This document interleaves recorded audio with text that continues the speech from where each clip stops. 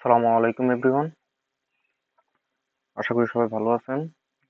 আজকে আমরা ডেমনস্ট্রেশন করব আমাদের প্রজেক্ট হসপিটাল ম্যানেজমেন্ট কিউ এর উপরে। তো হসপিটাল ম্যানেজমেন্ট কিউতে এটা হচ্ছে আমাদের কোড, যেখানে আমরা সবকিছু ভালোভাবে সাজিয়ে রেখেছি। Colour code, patient class, doctor class, priority, comparator, main hospital system.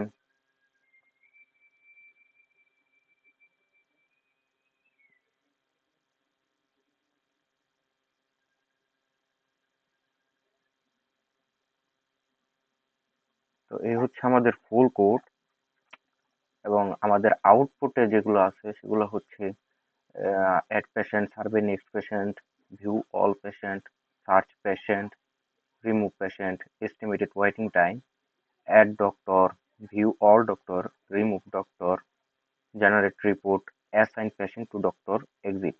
তো আমরা এই ফিচার গুলা রেখেছি এই প্রজেক্টে। তো আমি একটি একটি করে সবগুলো ডিটেলস বলছি। তো অ্যাড পেশেন্টে আমরা পেশেন্টদেরকে অ্যাড করব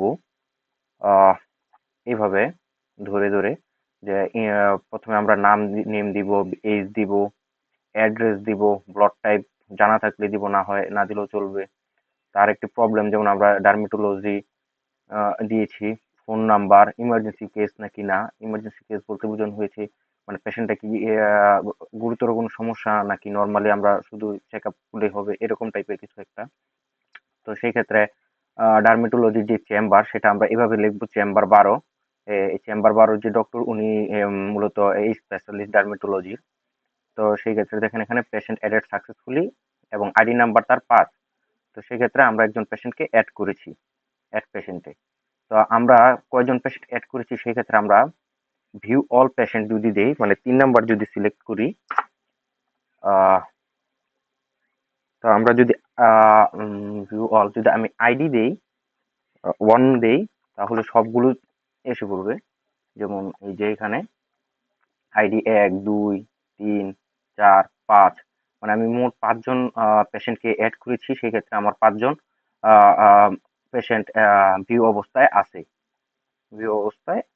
তো সেই ক্ষেত্রে আমি যদি সার্ভে নেক্সট পেশেন্ট, এক্ষেত্রে কি কাজটা করবে, একজন করে পেশেন্ট কনফার্ম করবে যে হ্যাঁ তার ডক্টরের কাছে পাঠানো হয়েছে। তো সেই ক্ষেত্রে আমি সার্ভে নেক্সট পেশেন্ট ইউজ করব, যে একজন একজন করে যাবে। এবং সার্চ পেশেন্ট, সেই ক্ষেত্রে আমি 4 নাম্বার যদি সিলেক্ট করি, 4 নাম্বার এবং আইডি দেই যদি সার্চ পেশেন্ট, তো আমি আইডি দিলাম 1 নাম্বার। তো এখন ইন্টার আইডি করবো, ধরুন আমি 2 নাম্বার যে পেশেন্টটা আছে আইডি দিব তার 2 নাম্বার, 2 দিলে তাহলে তার আসবে, এই যে দেখেন পেশেন্ট আইডি আসছে। তো আমি পেশেন্ট সার্চ করতে পারবো, পেশেন্ট রিমুভ করতে পারবো। 5 সিলেক্ট করে পেশেন্ট আইডি ধরেন আমি 2 নাম্বার জনকে আমি রিমুভ করবো, ঠিক আছে, আমি রিমুভ 2 দিলাম, দেখেন পেশেন্ট রিমুভ সাকসেসফুল। এখন যদি আমি ভিউ করি 3 দিয়ে, তো সেই ক্ষেত্রে আহ, আমার 1, তারপর মাঝখানে যে 2 ছিল আইডি নাম্বার, সেটা নাই হয়ে গেছে, এবং 3, 4, 5 এখন আছে 4জন, কারণ আমি একজন ডিলিট করে দিয়েছি। তো রিমুভ পেশেন্ট হয়েছে। তো এস্টিমেটেড ওয়েটিং টাইম হচ্ছে মূলত কয়জন কত মিনিট পর আর কি তার ইয়াটা আসবে, সিরিয়াল আসবে, সেটাই আর কি এস্টিমেটেড ওয়েটিং টাইমের মাধ্যমে বোঝানো হয়েছে। তো সেই ক্ষেত্রে আমরা এস্টিমেটেড ওয়েটিংটা ইউজ করে থাকি। তো অ্যাড ডক্টরের মাধ্যমে আমরা মানে হসপিটাল কর্তৃপক্ষ ডক্টরকে অ্যাড করবে। তো সেই ক্ষেত্রে আমার কিছু ডক্টর আগে থেকে অ্যাড করা আছে, আমি নতুন করে অ্যাড করতে পারবো। আহ, যেমন ধরেন 7-এ যদি আমি ক্লিক করি, এই যে ডক্টর নেম আমি যেমন সাপোজ দিলাম জালাল, তারপর স্পেশালিটি, সে কি বিষয়ে কাজ করবে, ধরেন আমি তাকে ইমার্জেন্সিতে দিলাম, সে যে ইমার্জেন্সি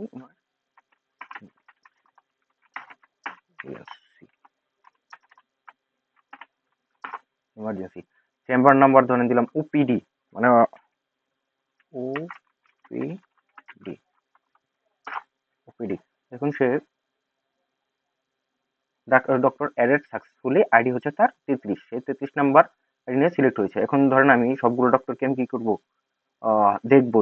তাহলে সেক্ষেত্রে আমি 8 নাম্বার সিলেক্ট করে সব ডক্টর, যেগুলো ডক্টর আমি আগে থেকে অ্যাড করে রেখেছি, সবগুলো ডক্টরই এখানে আছে, এবং প্রত্যেকজনের জন্য কি আছে, নেম, স্পেশালিটি, চেম্বার এবং কি অ্যাসাইন পেশেন্ট, কয়জন করে পেশেন্ট আছে। তো সেই ক্ষেত্রে এই যে যেমন যেমন ধরেন এই যে ডক্টর আইডি হচ্ছে 12, তার কি অ্যাসাইন্ট আছে একজন, একজন তার অ্যাসাইন্ট পেশেন্ট আছে। তো যার যার কাছে পেশেন্ট অ্যাসাইন্ট হবে তার কাছে এমন একজন করে, একজন দুজন করে বেড়ে বাড়বে।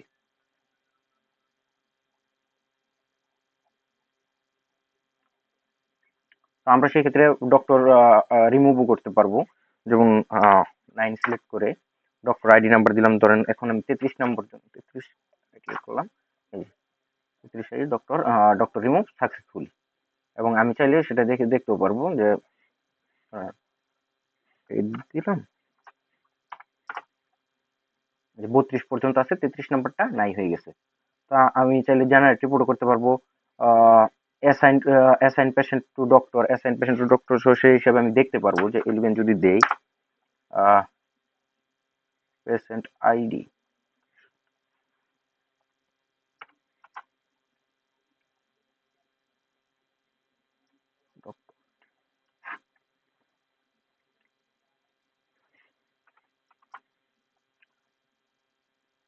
দেখেন এখানে পেশেন্ট এবং ডক্টর চেম্বার মিসম্যাচ হওয়ার কারণে, যেহেতু আমি র্যান্ডমলি দিয়েছি তাই আর কি মিসম্যাচ হয়েছে। যদি আমি পেশেন্ট আইডি এবং ডক্টর আইডি মানে পেশেন্টের যে সমস্যা এবং ডক্টরের স্পেশালিটি যদি ম্যাচ করে দিতাম তাহলে অবশ্যই এটা ম্যাচ হইতো। যেহেতু আমি ম্যাচ করে দেই না, র্যান্ডমলি দিয়েছি আমার মতো, তাই এটা মিসম্যাচ হয়েছে। তো আমি যদি রিপোর্ট জেনারেট করি, দেখেন রিপোর্ট জেনারেটে কি আছে, আমার পেশেন্ট আছে 4 জন, ইমার্জেন্সি কেস আছে একজন, বয়স 60+ নাই কেউ, চিলড্রেন নাই। তো টপ প্রবলেমস এর মধ্যে আছে ডার্মেটোলজির মধ্যে আছে 2 জন কেসেস, তারপর কার্ডিওলজিতে আছে 1 কেসেস, আর নিউরোলজিতে আছে 1 কেসেস। তো এই হচ্ছে আমার ফুল প্রজেক্ট। তো এই কাজগুলো আমরা করে থাকবো এই প্রজেক্টের মাধ্যমে। এবং আমাদের ভবিষ্যতে এটা নিয়ে আর একটু প্ল্যান আছে যে এটা আমরা কিভাবে এটা ইউজ করার পর, কোনো একটা হসপিটাল ইউজ করার পর আরো কি কি প্রবলেম ধরা পড়ে, সেই প্রবলেম গুলোর উপরে আমরা আরো রিসার্চ করে এই প্রবলেম গুলো সলভ করার চেষ্টা করব।